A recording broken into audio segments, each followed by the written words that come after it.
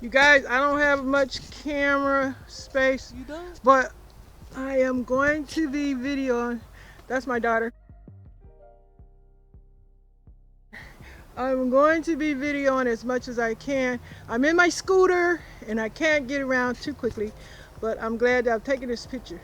You guys, I think that this is a wild rosemary bush. Big and bushy. And all out there is all kind of stuff. These flowers are going to be blooming and it's going to be a lot more of them for the springtime. Oh, that one's a hummingbird. Oh my God, look at that one. Focus camera, focus. I'm going to tell you guys, I love the daisy flowers, the yellow daisies. I love this plant that's going to produce and bloom all these yellow flowers.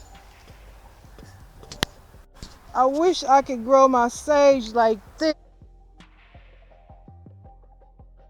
I would never have to buy a sage. Look how big this is, you guys. Look at the sage. It is a mile long.